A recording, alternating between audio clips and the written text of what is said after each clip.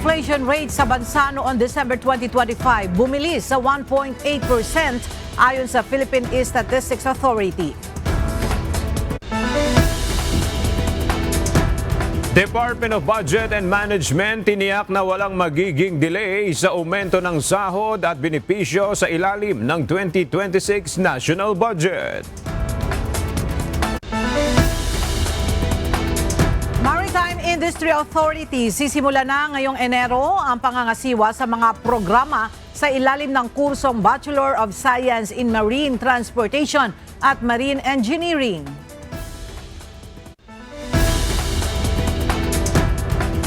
Lalawigan ng Catanduanes nakaranas ng matinding pag-ulan dahil sa shear line, mudflow o pag-agos ng makapal na putik naranasan sa ilang bayan doon. Venezuelan President Nicolas Maduro naghain ng not guilty plea sa U.S. Court.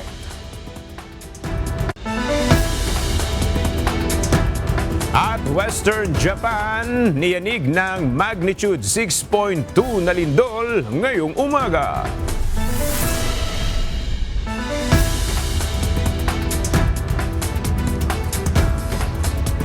Magandang tanghali mga kasangbahay. Ngayon po ay araw ng Martes, January 6, 2026. Tayo po ay sabayang napapakinggan sa Radyo La Verdad 1350, ang UNTV Radio. At una sa mga balita ngayong tanghali. Bumilis ang naitalang inflation rate sa bansa para sa buwan ng Disyembre ng 2025. Base sa latest report ng Philippine Statistics Authority, tumaas ito sa 1.8% na mas mataas kumpara sa 1.5% na nai-record noong November 2025. Ang detalye alamin natin kay Jed Neresina live. Jed, base sa report ng PSA, ano ang mga dahilan ng pagbilis ng inflation rate nitong nakaraang buwan? Ella, ayon sa Philippine Statistics Authority o PSA, pangunahing dahilan ng mas mataas o mas mabilis na inflation rate nitong Disyembre ay yung mas mabilis na pagtaas sa presyo ng food and non-alcoholic beverages, kung saan nag-ambag ito ng 97.5% sa pangkalahatang inflation rate sa bansa. Bumilis ang naitalang inflation rate sa bansa para sa buwan ng Disyembre noong 2025. Batay sa latest report ng Philippine Statistics Authority o PSA, naitala ang 1.8% na inflation rate noong December 2025 na mas mabilis kumpara sa 1.5% na nai-record noong Nobyembre ng nakaraang taon. Paliwanag ni Undersecretary Claire Dennis Mapa, pinakamalaking nag-ambag sa pagbilis ng inflation nitong buwan ng Disyembre ay ang presyo ng pagkain, partikular ang bigas. Ang nag-ambag sa pagtaas ng antas ng inflation ng food and non-alcoholic beverages ay ang mas mabagal na pagbaba ng presyo ng cereals and cereal products na may negative 7.6% inflation rate, particular dito ang bigas. Bukod sa bigas, malaki rin ang naiambag sa higher inflation ng mas mabilis na pagtaas sa presyo ng gulay. Ayon kay Undersecretary Mapa, posibleng dahilan nito ay ang naiwang epekto ng nagdaang bagyo, partikular sa mga probinsyang pinagmumulan ng mga gulay. Dagdag pa ng PSA, kasama sa pangunahing commodity group na nag-ambag sa overall inflation nitoong nakaraang buwan ay ang isda, partikular ang galunggong, maging ang presyo ng sibuyas.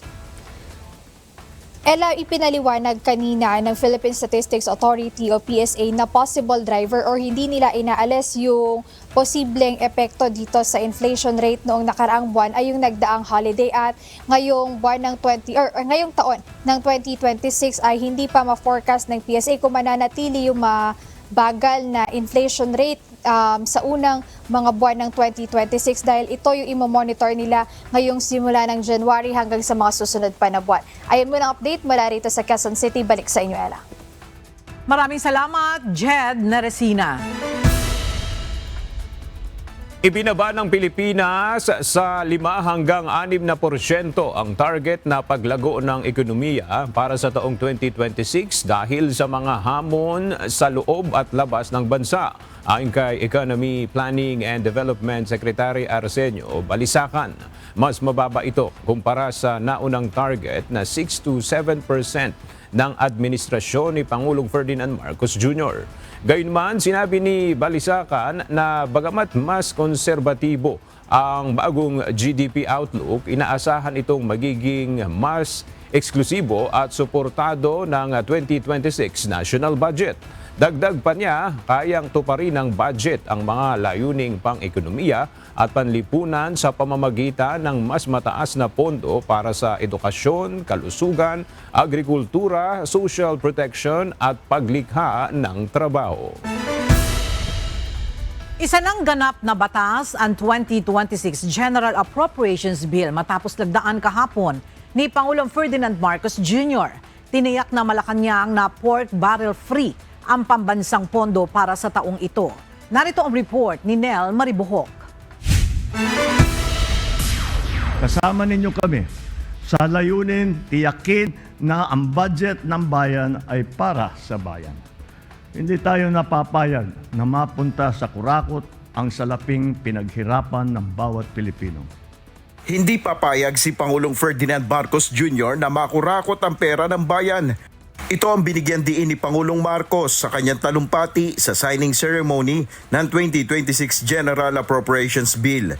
Nagkakahalaga ng 6.793 trillion pesos ang pambansang pondo para sa taong ito.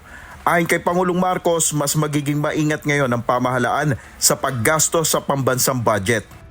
Sa national budget ng 2026, malinaw ang direksyon ng inyong pamahalaan. Magiging mas masinop, mas maingat, mas responsable kami sa paggastos ng pondo ng bayan. Ang bawat programa at proyekto ay dadaan sa masusing pagsusuri upang masiguro na ito ay may malinaw na benepisyo sa mamamayan, lalo na sa sektor na mga nahigit na nangangailangan. Ang 10 departamento na nangunguna na may malaking budget ay ang Department of Education na may mahigit 1 trillion pesos budget. Sunod ang Department of Public Works and Highways na may 530.9 billion peso budget, 448.1 billion pesos sa Health Department, Department of the Interior and Local Government na may 310.5 billion pesos, Defense Department na may 310 billion. Nakakuha naman ang Agriculture Department ng 297.1 billion pesos, 270.2 billion pesos ang Department of Social Welfare and Development, 141 billion naman ang inilaan para sa Transportation Department, Labor Department na binigyan ng 73.6 billion pesos at Judiciary na may 70.6 billion pesos. Pagtitiyak naman ni Executive Secretary Ralph Recto, walang anumang uri ng pork barrel sa pambansang pondo ngayong taon, taliwas sa pahayag ng ilang mambabatas.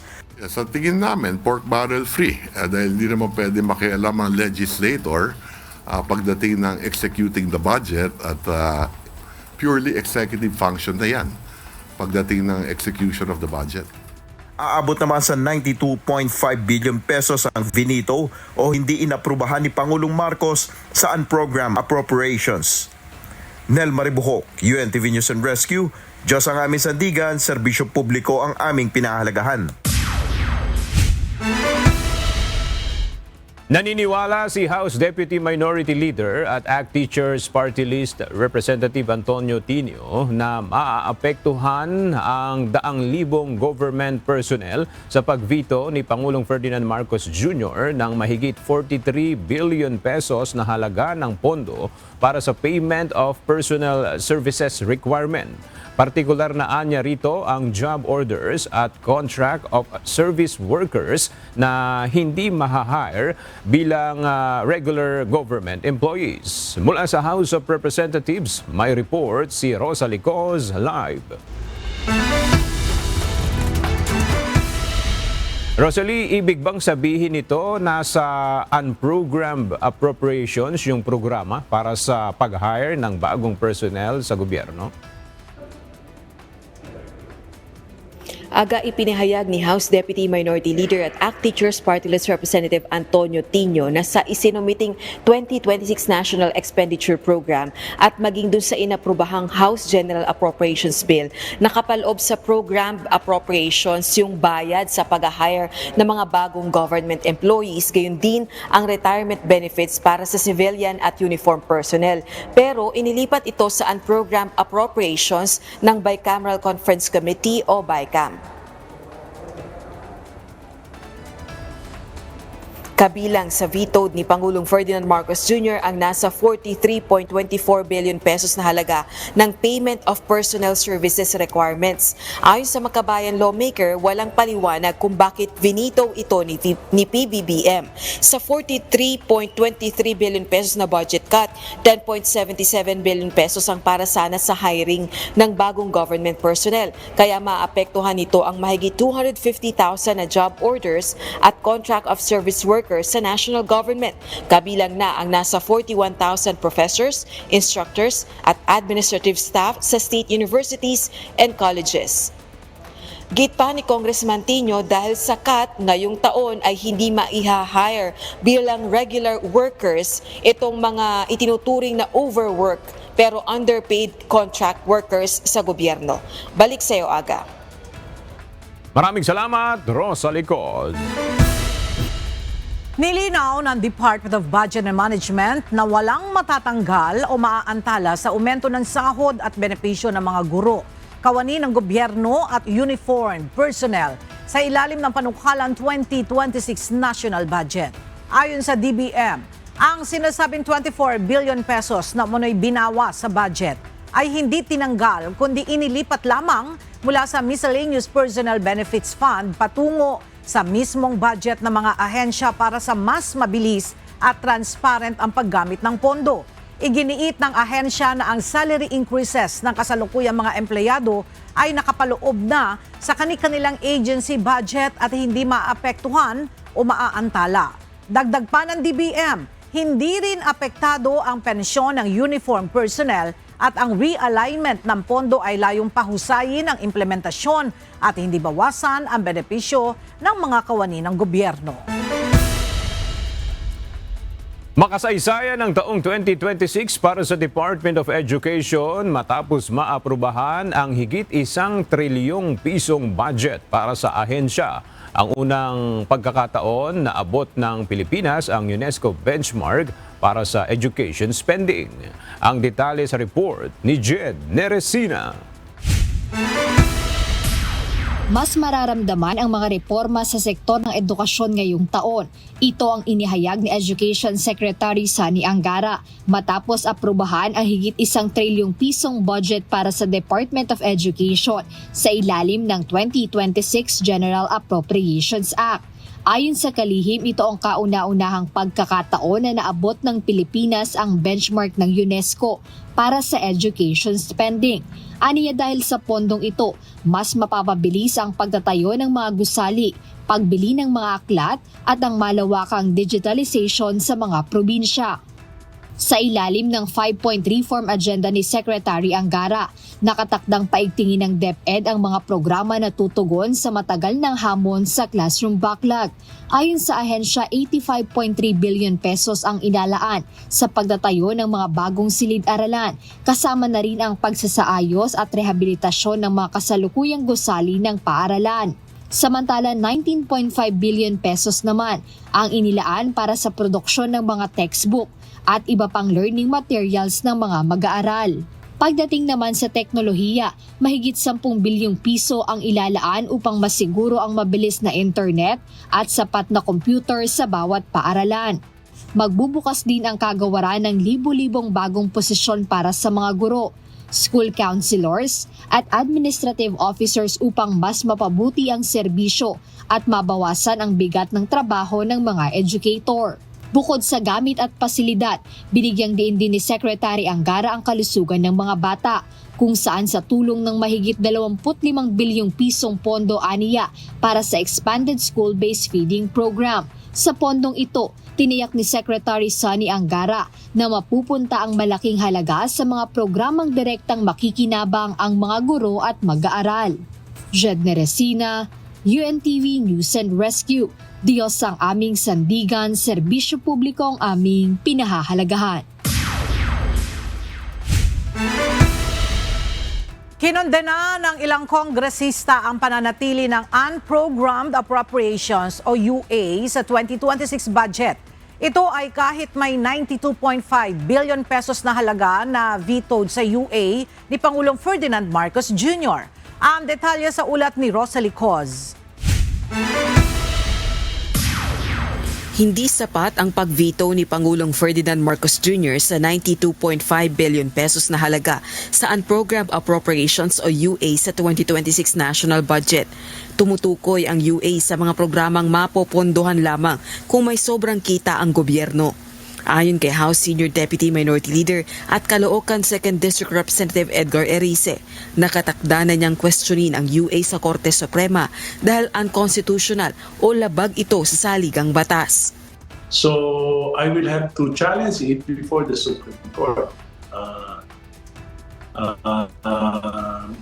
Kukunin ko lang yung huling pinirmahan ng ating Pangulo at we're already drafting the petition. Mahalaga din na matuldukan na ito, na ma-define na talaga ng Korte Suprema kung talaga bang ang ganitong uri ng pagbabudget na walang katapat na source of financing ay labag sa ating konstitusyon. Tinawag naman pampalubag loob ng makabayan lawmakers ang pag-veto ng bilyong pisong halaga ng unprogrammed appropriations.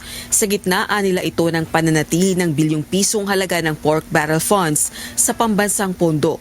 Para naman kay House Deputy Minority Leader at mamayang Liberal Party List Representative Leila de Lima, shadow pork ang unprogrammed appropriations. Wala rin anya itong depinido at tiyak na revenue resources. Nagbabypass sa constitutional safeguards at isinusuko ang congressional power of the purse sa desisyon ng ehekutibo. Giit naman ni House Deputy Minority Leader at Akbayan Party List Representative Percy Sandania, simulat sa pool, dapat walang unprogrammed appropriations at patronage-based programs sa national budget. Naniniwala rin ito na kung walang mga pagtutol na ginawa ang publiko, posibleng mas mataas pa ang pinayagang alokasyon para sa unprogrammed appropriations ngayong taon.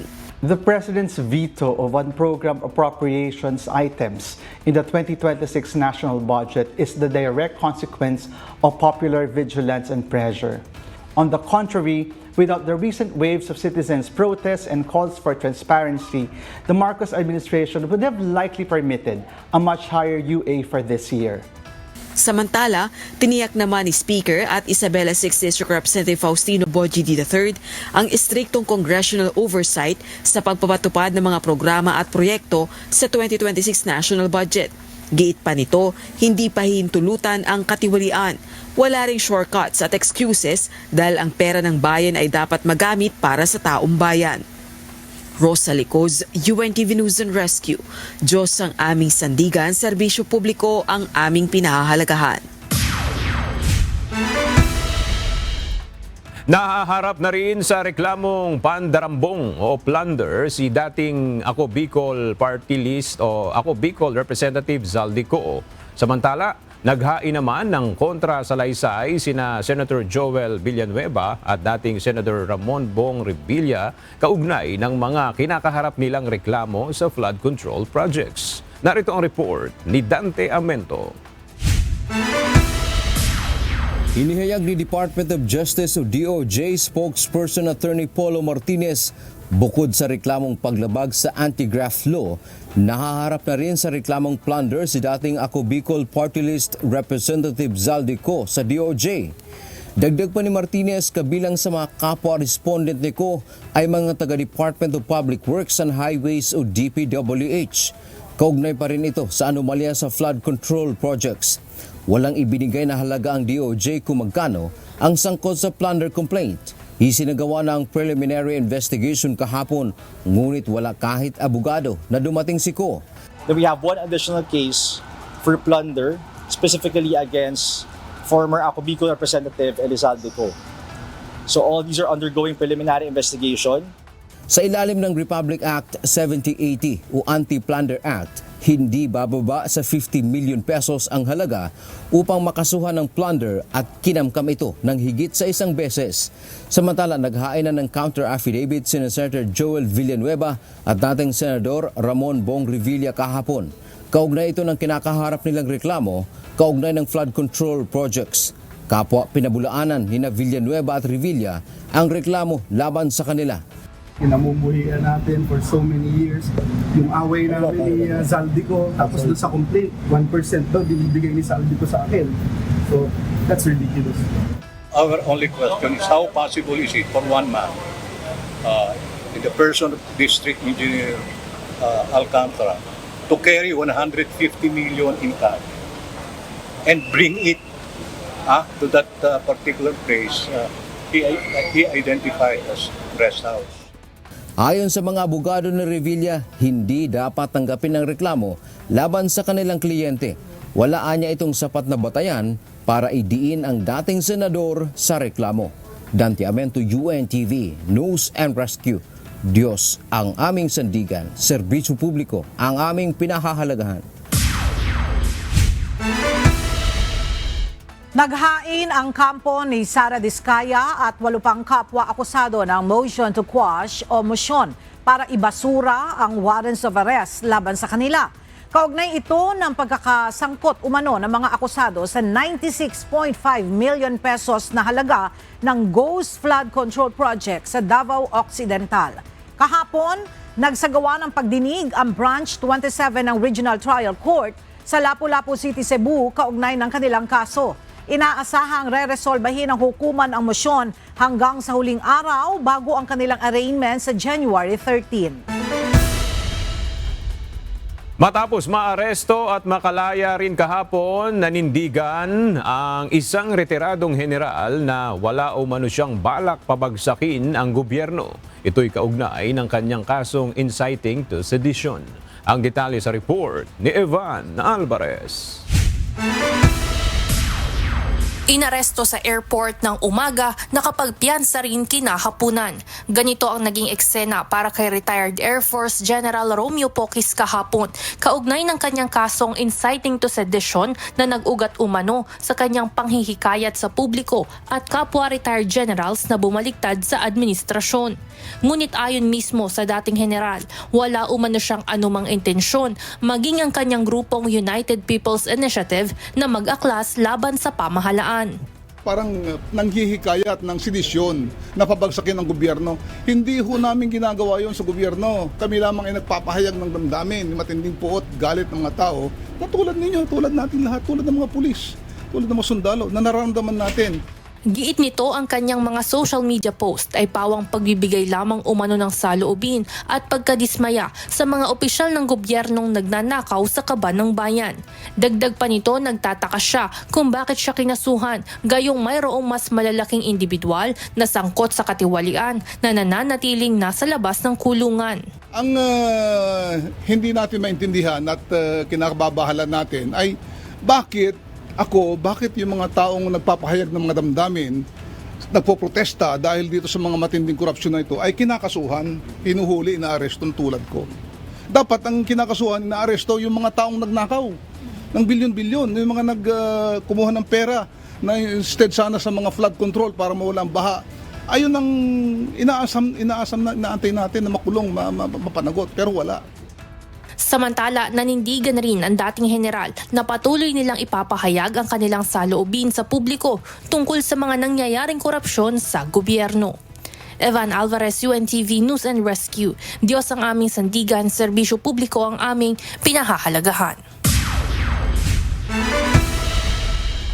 Naniniwala si Baguio City Mayor Benjamin Magalong na dapat mapunan ang 2 nabakanteng pwesto sa ICI upang makapagpatuloy ang trabaho ng Independent Commission. Nauna nang nagbitiw sa ICI sila former DPWH Secretary Rogelio Singson at ang Certified Public Accountant na si Rosana Fajardo. Mula sa Baguio City, may report si Grace Doc Tulero live.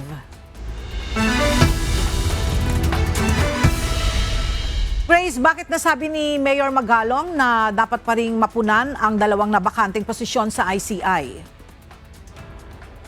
Yes, Ella, ayon kay Baguio City Mayor Benjamin Magalong, malaking problema ang kawalan ng mga miyembro ng ICI dahil isa na lang ang natitirang aktibong commissioner nito.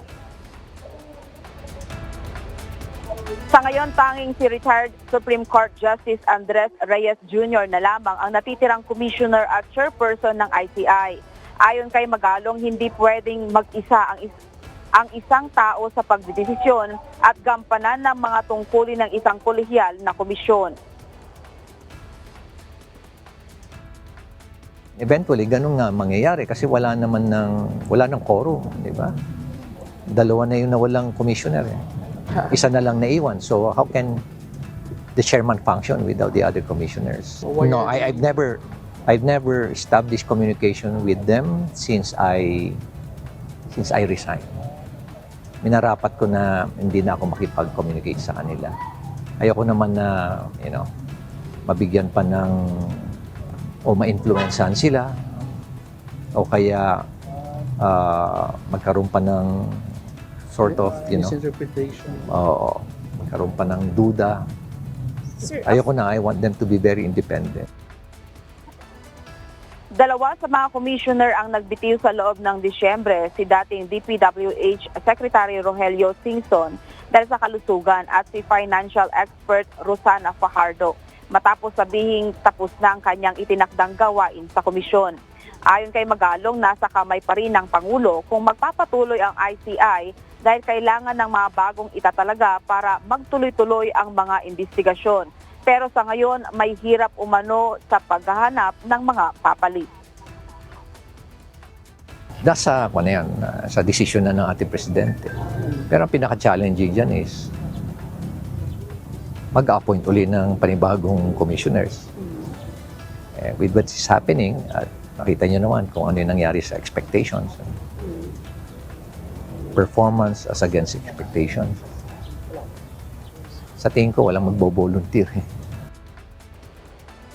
Binigyang diin pa ng alkalde na may naitulong ang ICI sa paghalungkat ng mga problema sa flood control projects, lalo na sa pagpasa ng mga rekomendasyon sa Ombudsman at Department of Justice.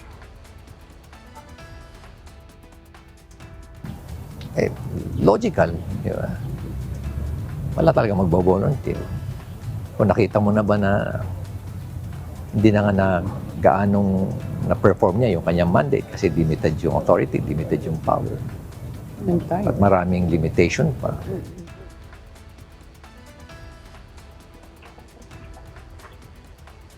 Ella, pangamba ni Magalong kung hindi agad mapupunan ang mga bakanting pwesto, posibleng mahinto ang mga investigasyon na inaasahan ng publiko. Yan muna ang balita mula dito sa Baguio City. Balik sa iyo, Ella. Maraming salamat, Grace Doc Tolero.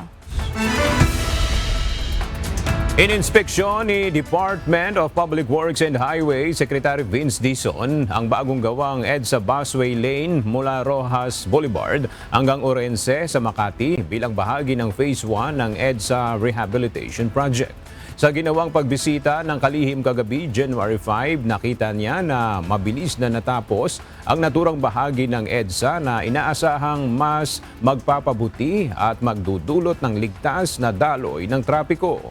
Ayon kay Dizon, kumpiyansa ang ahensya na maayos ding maipatutupad ang rehabilitasyon sa iba pang bahagi ng EDSA matapos ang naging maayos na implementasyon noong holiday season. Patuloy naman ang koordinasyon ng DPWH sa MMDA at DOTR kung saan ang mga natitirang roadworks ay isasagawa lamang mula alas 10 ng gabi hanggang alas 4 ng madaling araw. Nagpapatuloy pa ang asphalt overlaying at road reblocking ng Department of Public Works and Highways o DPWH sa ilang bahagi ng EDSA bilang bahagi pa rin ng rehabilitation program nito. Bagamat nauna nang natapos ang inner lanes ng EDSA, nagbabala ang Metropolitan Manila Development Authority o MMDA na may mga bahagi pa rin hindi pantay ang asfalto. Dahil dito, pinapayuhan ng mga motorista na maging alerto at magdoble ingat sa pagmamaneho lalo na ang mga nagmomotorsiklo upang maiwasan ang anumang aksidente sa kalsada. Tinanggal na ng Land Transportation Office o LTO ang 100 pesos na bayad sa registration ng mga custom-made na top box at saddlebag na nakakabit sa mga motorsiklo. Ayon sa LTO, malaking tulong ito sa mga rider na naghahanap buhay upang mas mapagaan ang kanilang mga buhay. Gayunman, ayon sa LTO, kahit wala ng bayad ang pagpaparehistro ng mga custom-made na top box o saddlebag ay mananatili pa rin. Sinusuri ng LTO ang mga karagdagang kagamitan na ikinakabit ng mga motorista sa kanilang motorsiklo upang tiyaking sumusunod ang mga ito sa pamantayan ng ahensya. Pinag-aaralan ng Philippine National Police o PNP ang pagpapalawak ng pagpapatupad ng batas sa kalsada. Partikular na dito ang laban sa mga motorsiklong gumagamit ng open pipe at illegal na modified muffler o tambucho para isulong ang disiplina sa kalsada sa hanay ng mga rider. Ang detalye hatid ni Leia Ilagan live. Yes, Leia, go ahead.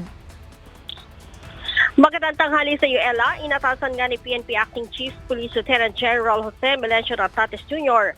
ang PNP Highway Patrol Group at lahat ng Police Regional Offices na mahigpit na ipatupad ang umiiral na mga batas at lokal na ordinansa. Ito'y laban sa illegal na modification ng mga sasakyan gaya ng paggamit ng open pipe at illegal na modified muffler o tambucho ng mga motorsiklo. Kasunod ito ng pinag-igting na operasyon ng National Capital Region Police Office laban sa mga rider na gumagamit ng mga maiingay na tambucho. Sa Taguig, nagsagwa ang lokal na pulisya ng Upland Cita katuwang ang mga barangay security force. Sa barangay, pinagsama para supilin ang mga motorsiklong may open pipe at binagong muffler.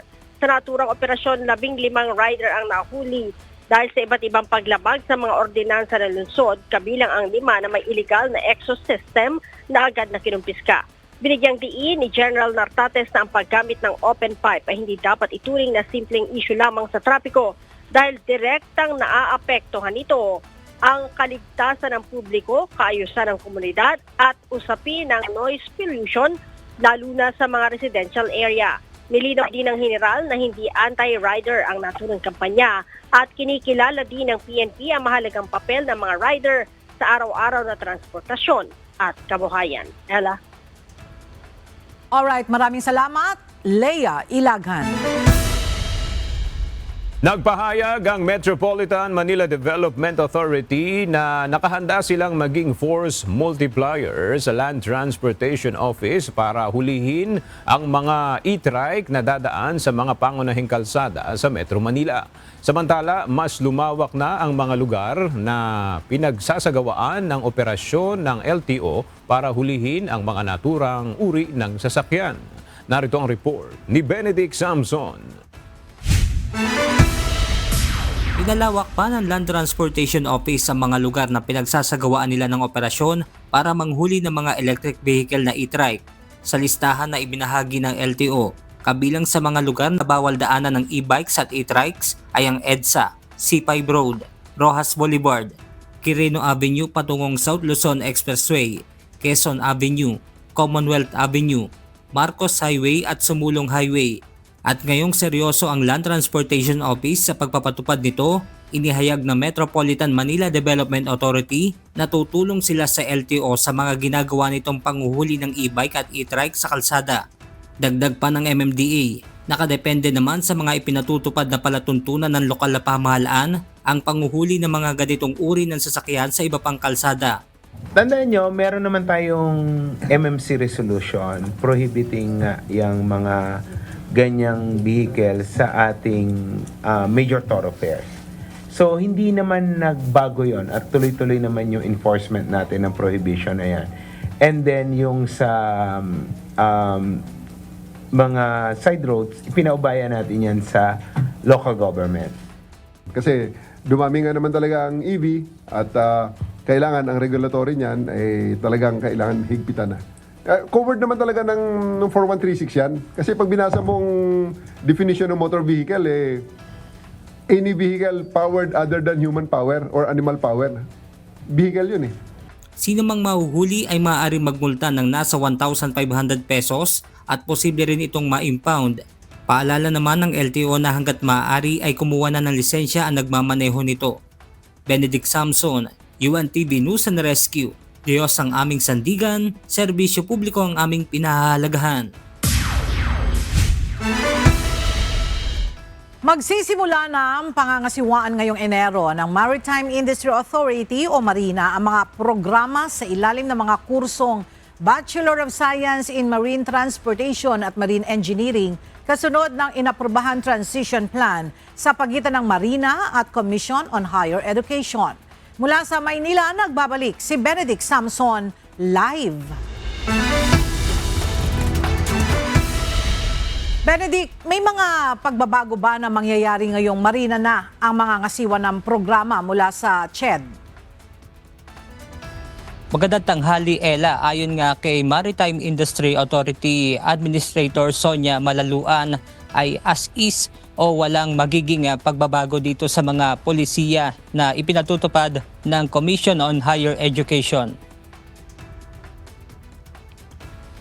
Matapos ang inilabas na advisory ng Marina noong October 2025 patungkol sa planong transition sa pagitan ng CHED, ngayong Enero ay sisimulan na itong ipatupad na kung saan ang Marina na ang magpapatupad ng full authority sa mga kursong Bachelor of Science in Marine Transportation at BS Marine Engineering na ino-offer ng mga maritime higher education institution.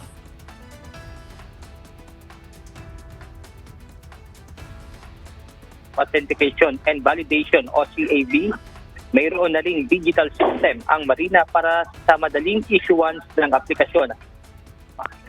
Kasabay rin ng transition, bukas ay nakatakda naman ang Marina na magsagawa ng orientation sa mga Maritime Higher Education Institution. Para naman sa National Maritime Aptitude Test o NAMAT, ang CHED pa rin ang mga ngasiwa nito sa mga nasa academic year 2025 to 2026. Naman ng full responsibility ang Marina sa NAMAT sa academic year na 2026 to 2027. Ella, ayon pa nga sa Marina na mananatili kung magkano yung tuition fee ay ganun din yung kanilang ipatutupad. At ayon pa sa Marina na plano rin nila na makasama sa Marina Board ang Commission on Higher Education. Yan muna ang ating update mula rito sa Maynila. Balik sa inyo dyan, Ella. Maraming salamat, Benedict Samson. Muling nagpaalala ang Manila Electric Company o Meralco sa panganib na maaring idulot ng pagnanakaw ng kable ng kuryente at iba pang pasilidad nito matapos ang ilang insidente na naiulat sa Quezon City noong nakaraang linggo. Kamakailan, isang 37 anyos na lalaki ang naiulat na nagtangkang magnakaw ng kable ng kuryente bandang alas 3 ng madaling araw na nagdulot ng brownout sa nasa 8,000 mga customer. Sinasabing nagtamo ang suspect ng matinding paso at nahulog pa mula sa puno. Agad rin siyang naisugod sa ospital, subalit sa ngayon ay nasa kritikal ang kondisyon.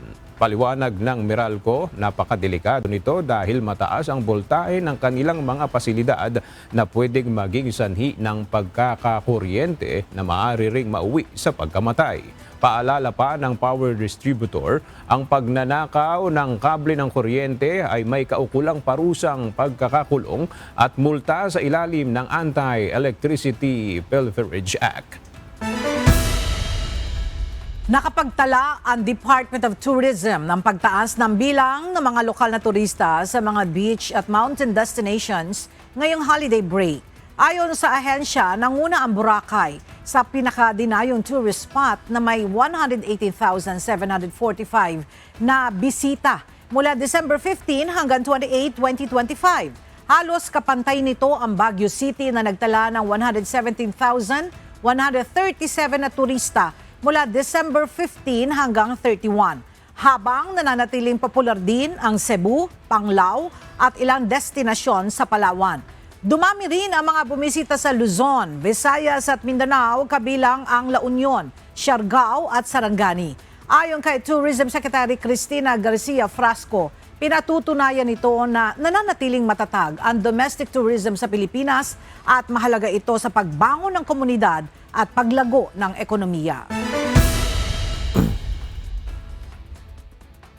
Nanawagan ang Commission on Elections sa Kongreso ng karagdagang pondo para sa isasagawang special election para sa magiging miyembro ng House of Representatives mula sa 2nd District ng Antipolo kasunod ng pagpanaw ni dating Congressman Romeo Acop.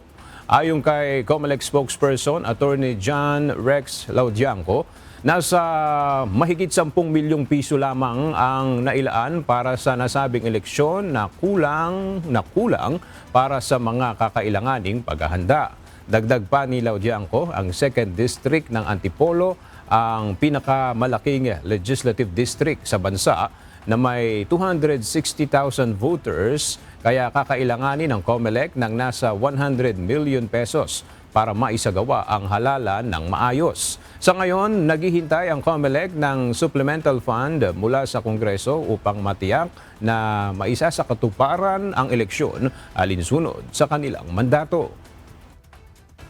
Sa aming pagkatok sa pinto ng ating butihing Kongreso, ang ating House of Representatives at ang Senate, pati na rin sa Ehekutibo, na ipabatid naman po ng COMELEC sa pamamagitan ni Chairman George Erwin Garcia ang pangangailangan ng pondo. Kaya po sana sa lalong madaling panahon, dahil po tungkulin at mandato ng COMELEC na isagawang halalan, maibigay po ang sapat na pondo dahil wala po ito sa General Appropriations Act.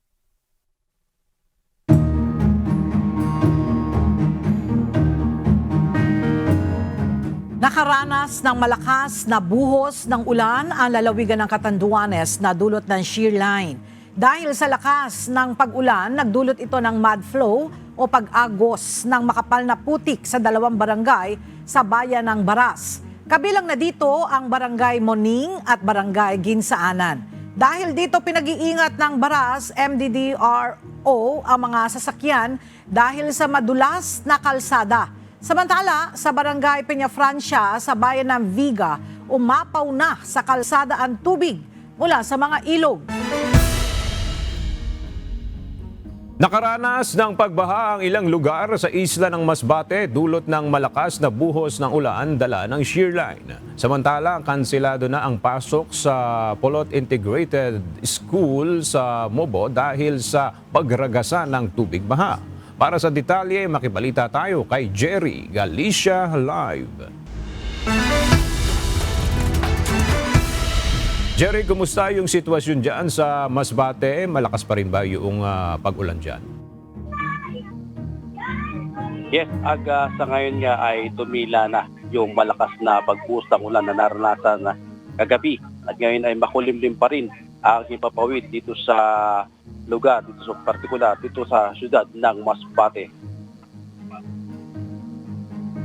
Nakaranas ng malawakang pagbaha ang mga lugar sa Isla Masbate dulot ng walang tigil na pag-ulan kahapon dahil sa epekto ng shear line dito sa Masbate.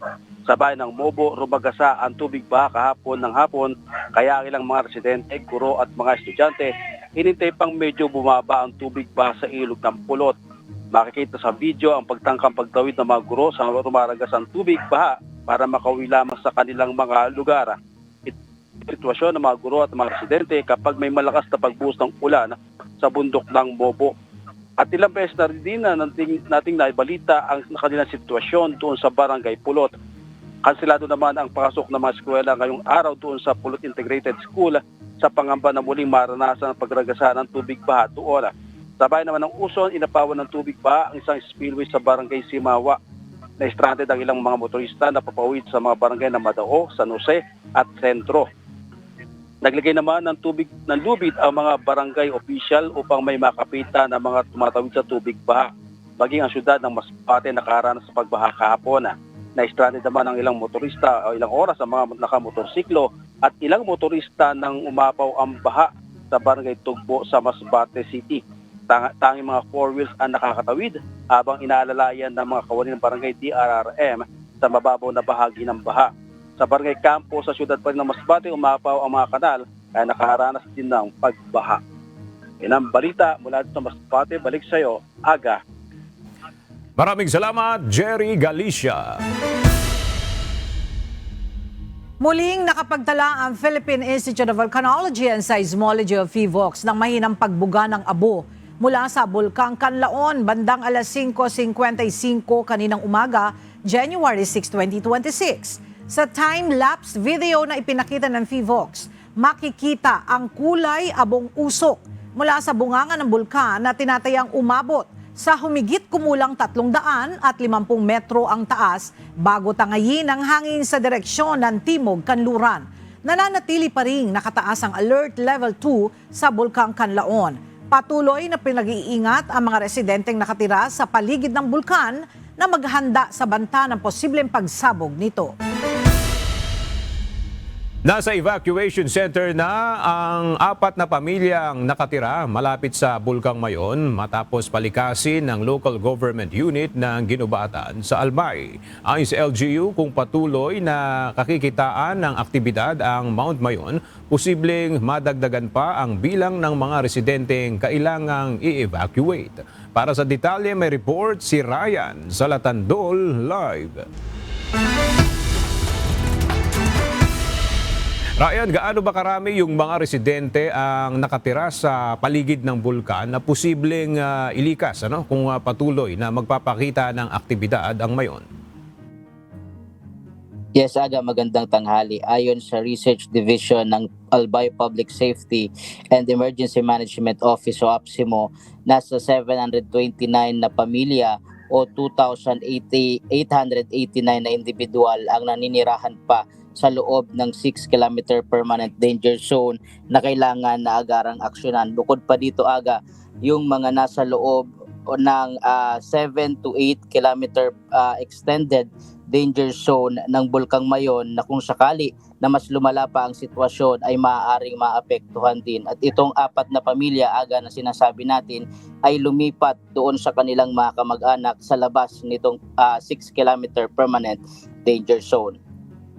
Aga, pinalikas na ng lokal na pamahalaan ng Ginubatan Albay ang 4 na pamilya na nakatira malapit sa Bulkang Mayon dahil sa banta ng patuloy na aktibidad nito.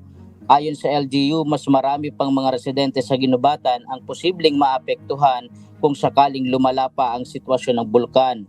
Sa tala ng lokal na pamahalaan, aabot sa humigit kumulang 30,000 na residente sa bayan ang posibleng maapektuhan, lalo na ang mga nakatira malapit sa extended danger zone ng Mayon. Sa ngayon, 4 na pamilya o 16 na individual mula sa barangay Mulad Bukad Grande ang inilikas bilang pag-iingat. Tiniyak ng LGU na handa ang pamahalaan at sapat ang pondo para sa disaster response kung sakaling lumala pa ang kondisyon ng bulkan. Hinihikayat din ng mga residente na makipagtulungan para masiguro ang kaligtasan ng lahat. Samantala, mas pinaigting na rin ng pamahalaang panlalawigan ng Albay ang paghahanda para sa posibleng mas malawakang paglikas. Ayon sa APSIMO, may 2,889 na pamilya mula sa 2 lungsod at 4 na bayan ang nakatira sa loob ng 6-kilometer permanent danger zone. Sakaling itaas sa Alert Level 3 ang Mayon, 720 ng pamilya mula sa Kamalig, Daraga at Santo Domingo ang agad na ililikas. Sa pinakabagong tala ng Philippine Institute of Volcanology and Seismology of PHIVOLCS, nakapagtala ng 85 rockfall events, 1 volcanic earthquake at 702 na tonelada ng dioxide flux ang Bulkang Mayon. Yan muna ang latest live mula dito sa Bicol Region. Balik sa'yo, Aga. Maraming salamat, Ryan Salatandol. Nasagip ng Philippine Coast Guard ang isang mangingisda na natagpuang palutang-lutang sa karagatang sakop ng Lakawan Island sa Negros Occidental kahapon, January 5. Batay sa report ng PCG, sinasabi na tagpuan ang 42 anyos na si Mang Junray Mahusay, residente ng Carls City sa Iloilo na palutang-lutang sa tubig. Kwento ni Mang Junray, lumubog ang kanyang sinasakyang motorbangka dahil sa malalakas na alon na dulot rin ng masamang panahon. Agad siyang isinailalim ng PCG sa medical assessment at dinala sa Cadiz District Hospital para sa ibayong evaluation ng mga doktor.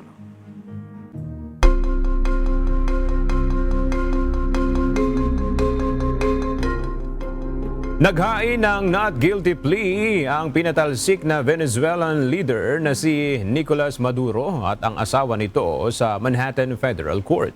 Hinarap ng mag-asawa ang kasong drug trafficking, akusasyong inilatag ni US President Donald Trump nang simulan nito ang naval blockade sa Venezuela. Giniit ni Maduro sa harap ng US judge sa hearing na siya ang presidente ng Republika ng Venezuela at isang biktima ng kidnapping. Agad naman itong pinutol ni US Judge Alvin Hellerstein at sinabing pag-uusapan ang legalidad ng nangyaring pagpapatalsik sa kanya sa ibang pagkakataon. Bukod sa drug trafficking, kinasuhan din ng US ang dating leader ng conspiracy to import cocaine at possession of machine guns at destructive devices, gayon din ng narco-terrorism conspiracy. Niyanig ng magnitude 6.2 na lindol ang kanlurang bahagi ng Japan ngayong Martes ng umaga. Ayon sa Japan Meteorological Agency, naganap ang lindol bandang alas 10:18 ng umaga oras sa Japan at natukoy ang epicenter sa Shimei Prefecture. Wala namang iniulat na malubhang pinsala o nasugatan kasunod ng pagyanig. Wala ring inilabas na tsunami warning matapos ang lindol. Welcome para sa Department of Foreign Affairs ang pahayag ng Australia na walang ebidensya na nakatanggap ng pagsasanay o logistical preparation sa Pilipinas ang mga suspect sa Bondi Beach attack. Ayon sa Australian Federal Police, wala ring indikasyon na bahagi ang mga suspect ng mas malaking teroristang grupo o may ibang nag-utos ng isinagawang pag-atake habang nagpapatuloy pa rin ang investigasyon. Pinuri ni Prime Minister Anthony Albanese ang mabilis na kooperasyon ng Pilipinas at ng kanilang law enforcement agencies kabilang ang pagbibigay ng CCTV footage para sa pagsusuri. Iginiit ni Foreign Affairs Secretary Teresa Lazaro ang patuloy na dedikasyon ng Pilipinas sa counter-terrorism at pagpapalakas ng intelligence at law enforcement cooperation sa Australia at iba pang international partners.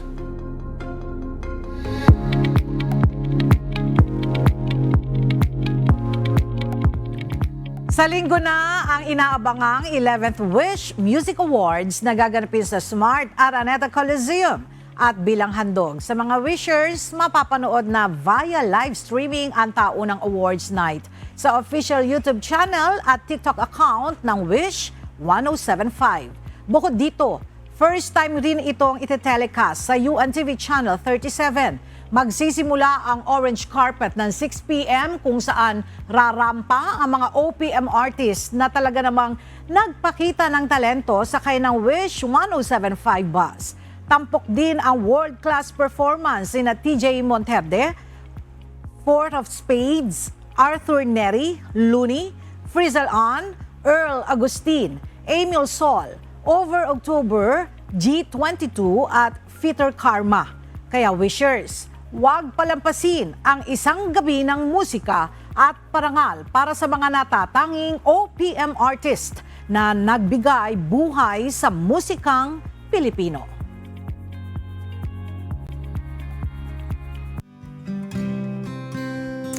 At sa ating pong iiwang mga salita ng Diyos na ating sandigan mula sa Aklat ng Kawikaan, Kapitulo 17, versikulo 13 na nagsasabi, sino mang gumaganti ng kasamaan sa mabuti, kasamaan ay hindi ihiwalay sa kanyang bahay.